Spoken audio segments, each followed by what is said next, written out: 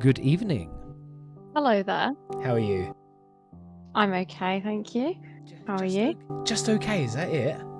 No, I'm extremely excited. I've just realised that my TV is quite loud and I can't remember where I put the TV remote. Oh, I found it. I'm going to turn it down so I can hear you better. So, Yeah. for those who don't know, I am here with Laura Hills, the person who is currently Saitama from One Punch Man, who is clearing up the snow with a pickaxe. Efficiency. Laura is a promoter with Luton Lives, which, if you couldn't tell, is a promotion company within Luton. Also, the vocalist of Ill Informed, original bassist of Apothecary, one of the members of the Veg Podcast. Yeah. What else do we have? Teacher, fan of the color pink. If I'm not too. I'm going to start off with that one. Where did your fascination with pink come from? Because you have a fascination with pink, don't you? I do, yeah. So it kind of came because when I was younger, like when I was about 10, I was like, I want to repaint my room and I want it to be blue because I'm a tomboy. Okay. Pink is horrible and for girly girls, and I'm not a girly girl. So I was just like anti-pink for ages. And then as I got older and kind of got more comfortable in knowing that like you can just like whatever you want to like. Yeah. And it really doesn't affect how you see yourself or how other people see you. And actually, if you just do something that makes you happy, then it also positively affects how other people see you. I sort of realized that actually being considered girly and being part of the like girly girls community at that point was very empowering for me. Okay. And so a lot of because that kind of happened around the time or like maybe just before I was starting uni, because I went to uni when I was about 24, 25. Okay. 24, I think. So it kind of coincided with me doing a lot of pink-related stuff at uni, because obviously I was doing art at uni. So I could kind of like, it kind of gave me the freedom to delve into that side of my personality and interests, the freedom to do that, and that's kind of how it came about. And now I just love it, and it's very much like I've said it on Twitter recently as well. Like, there's absolutely nothing wrong with being a girly girl, or there's also, you know, it's possible to want to climb trees and like get your hands covered in mud, at the same time wearing pink and like liking the color pink. Like, those two things are not mutually exclusive. You can just do whatever you want to do and like what you want to like. And the thing that I said on Twitter was a quote which I'm 99% sure was Brittany Broski, but because I can't find the quote, I can't say necessarily that it was definitely her, but it was I'm just like other girls. Like, there really is nothing wrong with that. I am just like other girls. I'm not like other girls. Yeah. There's nothing wrong with being like other girls.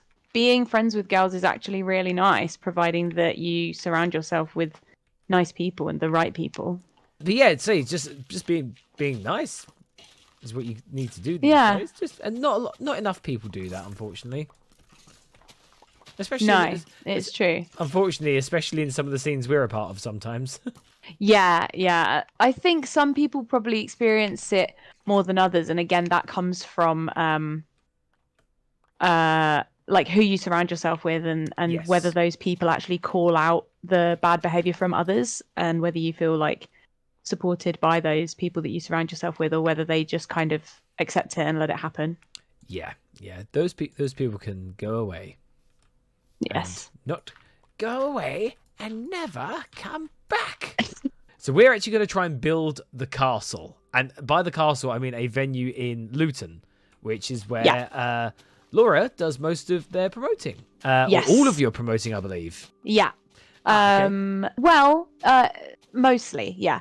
We also have another venue called the Hat Factory. but I don't do that as much, but I have done shows there, and that's a whole history thing that I can go into if we get to that point later on in another question. If we get to that point, yeah. So the other question I was going to ask is, when it comes to promoting and stuff like that, what was the initial inspiration to you becoming a promoter? Because you hear so many people go, I'm going to do music, I'm going to be in a band, I'm going to do artwork for bands, but you don't see a lot of people start up and go, I'm going to be a promoter. Good question. Because what happened was, as I think many promoters will agree, although it does depend on the scene you're in, but definitely kind of the people who are in my group of promoters and anyone who's like of maybe in their 30s and above who's promoting, you fall into it by accident and then you're in too deep to leave, but in a good way. So I wanted to put on a charity gig, because sort of in memory of one of my friends, to raise money for a charity that they'd also raised money for previously. And so I knew just from spending a lot of time at the castle as a patron of the castle, I knew that they did shows there. So I messaged Jessie, I think it was at the time. She was one of the main people who was promoting there. And I said, would it be okay if I do a charity show here? Obviously, I can't do the sound, but I'll do all the band booking and everything. I'll do all the promoting, but I just need you to do the sound if that's okay. And there I was thinking like, oh no, they might say no because they want to book the bands. No, booking bands is the hardest part of promoting. Booking bands and getting people to reply is the hardest part of promoting, and you only realize that after you become a promoter, and it's like a bigger part of your life. Right. Okay. So of course they were like, yeah, do it. Like it means that we get a show and we don't have to do any of the work apart from the sound, so that's fine. So I was like, okay, amazing. So I put on the show. It was really good. I can't even remember who played now. It was in 2017, I think. Okay. But yeah, that's a long time ago in music years. It's like it's longer ago than you realize when you actually look at the amount of time that and like the amount of things you've done in that, like since that year, whatever year it is that you're thinking about, you realize that, oh wow, I've actually been doing this for a long time. But yeah, so I'd messaged them and they said, yeah, that's fine. And then afterwards they said like, oh well, this was just before Luton Lives became a thing. Okay. So Luton still had different promoters doing different things across Luton in different venues. Yep. And what they were trying to do is create a community of promoters where all of us would work together to become one big like promotion family almost. We should get to bed. So, oh man, do you know what? It's so difficult to concentrate on doing stuff and talking at the same time. I can't even walk and talk at the same time. So yeah, they sort of had not quite an interview with me, but like a sit down chat, and they were like, you did really well with the gig you put on before. Would you be interested in doing another one and like doing this as a regular occurrence? And I was like, yeah, I'd love to. And that is how I became a promoter with Luton Lives. I was going to say, and it was with Luton Lives itself, not just a promoter in general, just you were with Luton Lives. Yeah. Okay. And the next question I was going to ask, like, so what actually is Luton Lives, like in details? It's actually a collective of promoters and venues across Luton? Yeah, so it is, hang on, let me just smash this bed up so I can carry it everywhere with me. Also, my spade died, so I have to make another spade. Broke. The term you're looking for is broke. It broke. My spade! It broke. It died! We used to have the castle was kind of its own entity, and booking was it all internal. Yeah. And then you had PDM, and then you had DTA, and there were other ones as well across Luton. And so all of these kind of, Dave, who was part of DTA, and Paul, who was part of PDM, and then other Paul, who was part of the castle. They, I guess, kind of joined together and were like, let's. Yeah, so we've got Big Paul and Paul Curry. Paul Mercer is Big Paul, and then Paul Curry is Paul Curry. All of them kind of had a group meeting, and they'd said like, let's join forces, let's become one big promotion group. Yep. And get people who are interested in the local scene, get everyone involved. So that was then how I got involved. Sorry, I'm just gonna try and shoot this polar bear with snowballs. Oh no, now it's angry with me, and I think you may have aggroed it. I don't know what to do. I'm just gonna hit it with a pickaxe.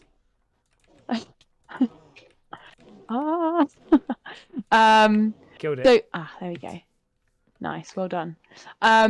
So we're kind of a 2-part group. So we've got, it started out as Luton Lives, and it was kind of like Luton Lives, Luton Lives.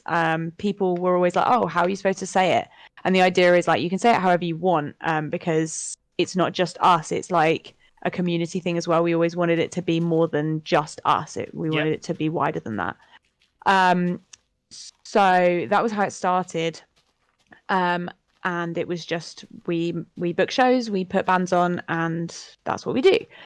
And then more recently, it's become kind of, Luton Lives is the community-based section of it, where we're trying to get young people interested in the like live music industry and the scene in Luton, and is that just generally getting the. I was gonna say, is that both at a promotion level and a band level when you say getting young people involved? Yeah, so in my mind, if you can justify why your interest is involved in the music industry, then I want you to be involved. So awesome. Like, think about literally anything. Oh, I want to be a journalist. Guess what? Music journalism. I want to be a photographer. Guess what? Music photographer. Yeah. Like, there's so many facets than it just being I play music and I want to do sound. There's so much more than just that. So that's the way I see it, is like trying to get young people in particular involved, because we used to have such a good music scene in Luton when the Hat Factory was when it was doing shows when I was a teenager.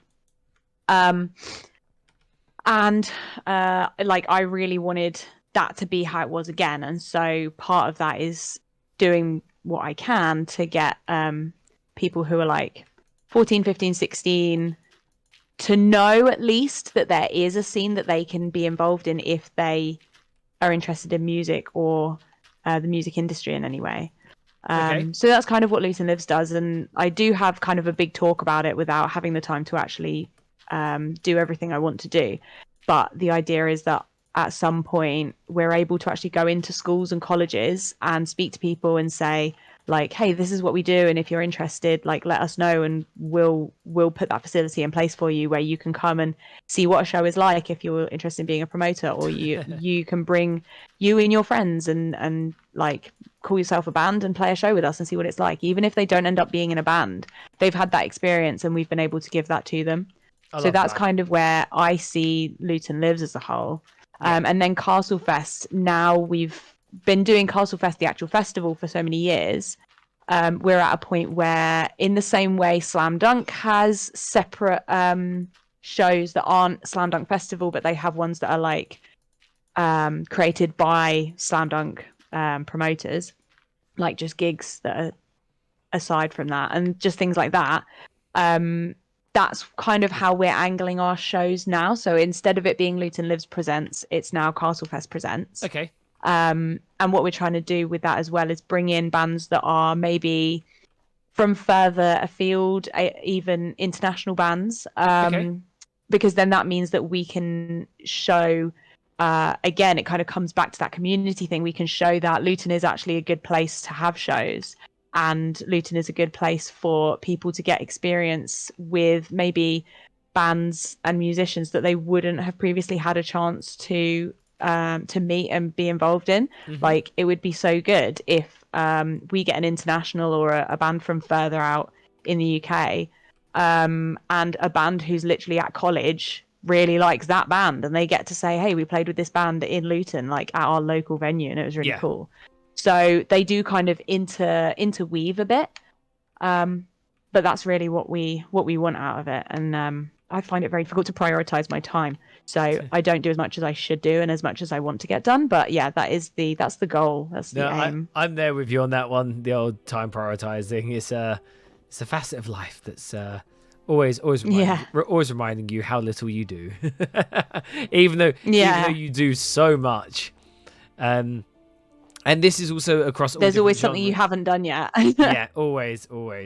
And all of these, like, helping bands out and something, it's across all genres as well, I'm guessing. Yeah.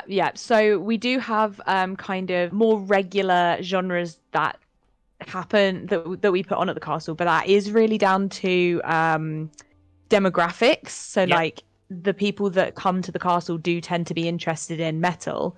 But we also have quite a big indie crowd.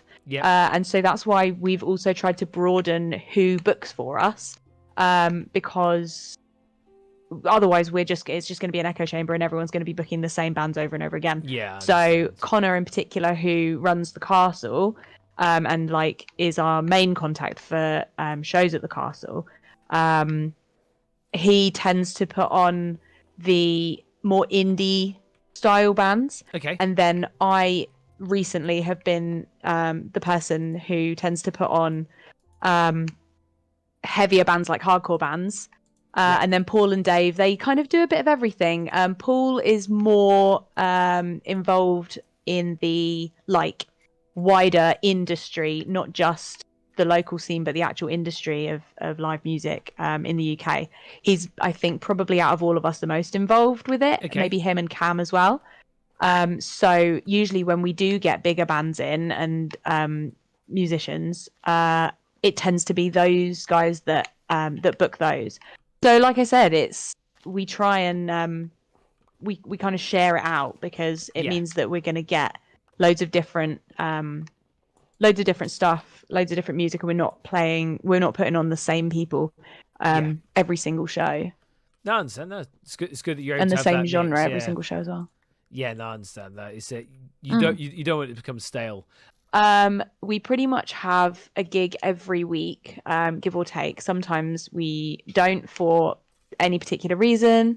Maybe it's because there's something else going on at the castle, for example, or sometimes if we're in the lead up to a bigger event, we tend to put all of our energy into that. And we don't want people to kind of be out spending their money, especially at the moment with everything being so expensive. We don't want them to have to kind of choose between like, oh, we really want to support this smaller gig, but we also want to go to this bigger event, like, for example, Castle Fest. People, particularly in Luton, but people who kind of from further out who've been noticing that thank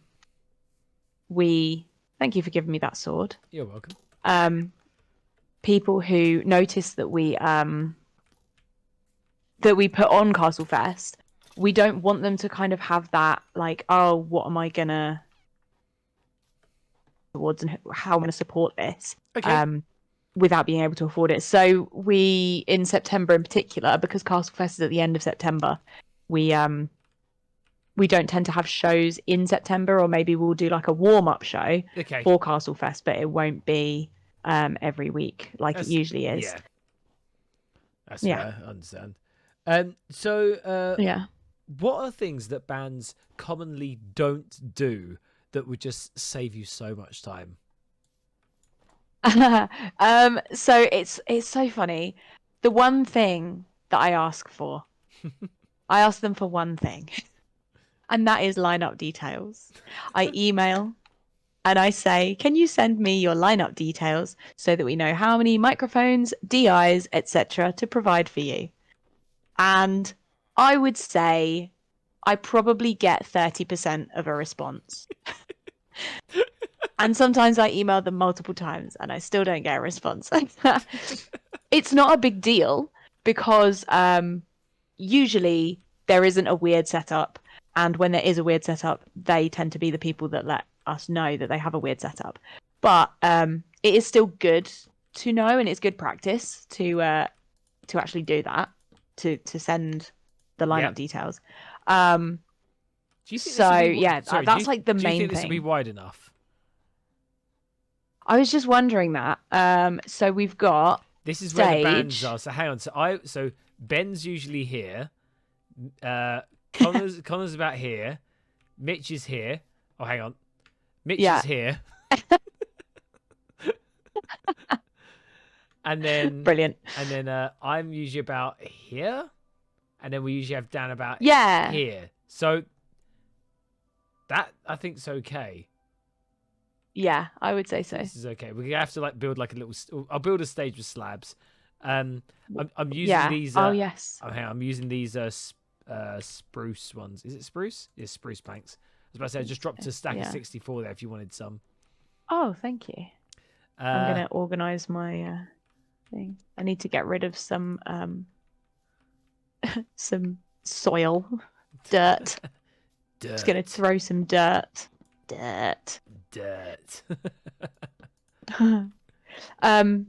Also, I can't talk about our gigs and everything and our promoters without mentioning Vandalism Begins at Home as well, because it isn't just Luton Lives who does shows at the castle. Sometimes the castle book their own shows separate, so sometimes they'll do like a Halloween event or something like that that's like a themed event that is just the castle. Yep. And then there's also Vandalism Begins at Home, which is a another organisation in Luton, and they do tend to focus on the indie side of things as well. Okay.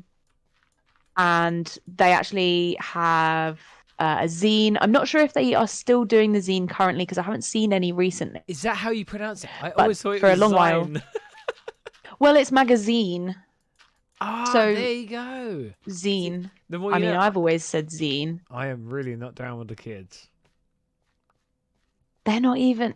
You say that, but zines have been around probably longer than you have. Yeah, I know, but still, even I'm not down. I'm not down with the old kids. Oh yeah. Let alone the ones who are currently kids. Yeah. Yeah. Right. So yeah, Vandalism Begins at Home is another one, and they're really good with the indie ones and like definitely more local stuff. It's really local focused, so they will tend to book bands that are from like the 3 counties, so like the home counties, so like Bedfordshire and Hertfordshire and probably Buckinghamshire as well, but mainly Beds and Herts, just because that, like I said, their focus is like local and that's their priority, which I think is really good as well to have. Like I think with us and with them, we're all very like local focused.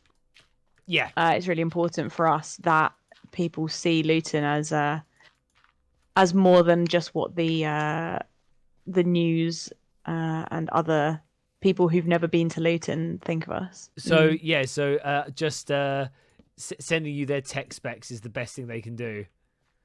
Yeah, tech specs. That's all we want. All we need. That's all we ask for. And that's the one thing you never get. Has the castle actually received any issues like with local council or noise complaints, considering where its location is? We haven't had noise complaints. However, very recently there was like a campaign that we had to kind of, like the castle in particular, obviously, and I know that again, Vandalism Begins at Home had a big part in kind of voicing about this as well. Was they were trying to build flats right next door. There's a building that it's been a few different businesses. From what I remember, it was like either like an estate agents or a lawyers or something like that, just like an officey type thing, a building. And then, because people just haven't been using it, it's obviously been sold to developers. Yeah. And they were like, okay, we would like to build flats, but obviously you have to have planning permission, and if there's any complaints about it, they have to look into it. So as soon as we all found out that they're thinking of building flats directly next door to a venue, which is a pub, which is a listed building that we can't do anything to, everyone was just very like, you cannot do this because you'd be affecting so many different things. You'd be affecting the culture of Luton, which obviously they're at the moment, they've got a really big push on the culture of Luton. You'd be affecting like all of the smaller businesses that have anything to do with the castle. Yep. The actual like footfall through the castle, we were putting on gigs, provides a lot of that as well on like Friday and Saturday night. So you're then putting the castle and the kind of ownership of that and it being a pub and being a venue and everything, you're putting all of that at risk if you start building flats, because you can't guarantee that those flats aren't gonna say, well, we don't want someone playing music next door, so we're going to complain about it. Yeah. But obviously we can't do anything to the castle because it's a listed building. So that was kind of where that got left. They got so many complaints and they were like, you're the ones that are going to have to pay for improving the insulation and everything so that people aren't going to be able to hear the music through the walls. And the level that it needs is going to be really expensive. And so they kind of backed out of it. But I think it is something that is going to be revisited like just throughout time, because people always want to build stuff. Yeah. So it could be 5 years, it could be 10 years, it could be 15 years, who knows? But it is something that semi-regularly, we are going to have to confront. And obviously with the people that we have in Luton, the people who come to the castle in particular, it is like a second home to some of them as well. They've got that community that maybe they don't always have outside of the castle. So they really fight for it. And it was really, really nice to see all those people really coming together and saying like, no, you're not going to do this. Like we're supporting the castle and there's nothing you can do about it. Yep. Yeah. It's awesome to hear that so many people were actually able to come forward and actually back that up as well. It's so good to hear. Yeah. It's not something that you see. It was also really nice seeing like a lot of bands and people in bands that have played at the castle and stuff like that were like sharing the it wasn't like a news article, but like a blog type thing that was saying like, oh, please support us. It was so nice to see bands that had played for us and people from those bands sharing it and saying like, support the castle, we've played here and it's a really good place. So yeah, again, like just that sense of community that the castle just naturally has. This stage looks really good. What's that mean? So this is the stage? Yep. Yep. When it actually comes to shows and stuff like that, any horror stories? You don't have to name and shame, just so you know. Okay, I wouldn't necessarily say horror stories, but there have been occasions where I'm gonna phrase it in this way. There have been some occasions where the worst has happened, but that worst is just either a show's been cancelled or bands have pulled out. Like realistically, the worst that can happen is really a minor thing. It's not a big deal. So, ironically, one of those occasions is the night that I met you guys. Okay. So for the listeners, I already did have a shovel. Okay, never mind. Well, now I've got 2 shovels. So what had happened when I first booked Depravity? I'd booked a different band originally, and that was supposed to be kind of headlining. And I remember this now. Yeah. Yep. And I'd booked. We used to do 4 band shows, and now we only do 3 band shows because it's a lot. Like it's a much less stressful night. You can kind of relax a bit more. The bands can relax. It's not too busy in terms of like finding places for bands' equipment and everything like that. So yeah, we used to do 4 band shows. So I had booked 4 bands, announced the show. Immediately, I'd got a response, an email back from one of the bands saying, "Oh, we're really sorry. We've double booked, and we didn't realize. So, unfortunately, we can't play the show." So I was like, "Okay, that's fine. Like, if I can find another band, then I will. But we can keep it as a 3-band show, and that'll be fine." Yep. So that was all good. It was all fine. Not a big deal at all.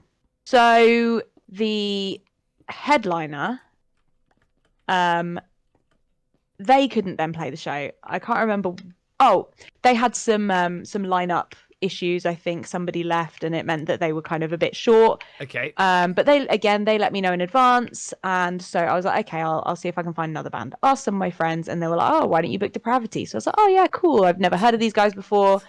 They sound really good, so I'm gonna book them. So I booked you guys, and it was still a 3-band show, and it was Depravity and 2 other bands. Yep. Anyway, the week of the show comes, and the band that would have been opening, they email me and they say, we're so sorry, our vocalist has got tonsillitis.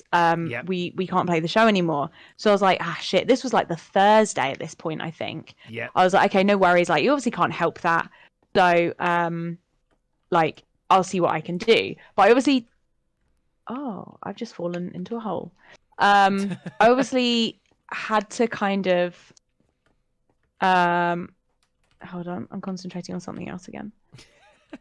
So I had to kind of weigh up, like, do I think I'm going to find another band in time to fill this gap on this show? Yeah. Because I need to sort of either fill that before I tell the other bands, or I'm going to tell them and there's a potential that they might not want to play. So I was like, I'm sure I'll be able to fill this spot before, like, quite quickly, because there are other local bands. So I go to try and find a band to fill the spot. Unfortunately, nobody can play. Nobody can play. And I end up basically like a band short, and I was like, okay, I think I'm just gonna have to like just have it as a 2-band show and let the other bands know. But that sort of came to the day, and I was still quite early on in my booking, my understanding of booking as well. Yep. So in hindsight, I should have let them know way before. But it still stands like you get let know that there's a band that have pulled out, and like it's only going to be a 2-band show. Like, really sorry, hope that's okay. But this then sub-headline band messaged me and they said, hey, we found out it's only going to be a 2-band show. We don't want to play. And I didn't really understand why. I was like, but I would like you to play, and if you don't play, then I've only got 1 band. So but the impression I got was basically that they were going to refuse to turn up. Like, they just stopped replying, and they hadn't given any impression that they were actually going to turn up at this point. So I then had to call your booking agent at the time, or email him and say, hey, so now you're the only band playing, what do you want to do? We'll still pay you. He said, okay, here's the phone number of one of the members. Give them a call because they're actually already on their way. Yeah, we were on the way. Like, yeah, I was like, oh dear, okay, that's fine. So I remember called. I think Dan was the one who received the call. And I think so. I was actually driving, and then I just remember him putting the phone down and then just looking at me, and I went, what? Yeah, because that was the week. I think it was like the same thing had happened to you as had happened to me, basically. That was the week where every show you'd been playing, something had gone wrong. Yeah, it was. Yeah, it had. Yeah, something horrible had gone wrong at every show. Yeah. And so, yeah, you guys were so great. And this is one of the reasons why I've like stood by this entire time being like, these guys are great, is because you were like, yeah, we'll still come down. I was like, you can do a DJ set if you want, like, please, I'm so sorry, this doesn't usually happen. And yeah, you guys were all so lovely and so like genuine. And then so yeah, you turned up, you played the show, and then you did the DJ set, and like everything was so much fun that evening. I had so much fun. Yeah. And like meeting you guys, obviously it was the first time I'd met any of you. Yeah. And it felt like I'd known you for ages, just from the way you were so chatty and so friendly and so nice. So yeah, that was like an example of where the show can be literally on its knees, and providing you've got the right people around, it's still going to be a good time. It was a very but good that time. happens so rarely.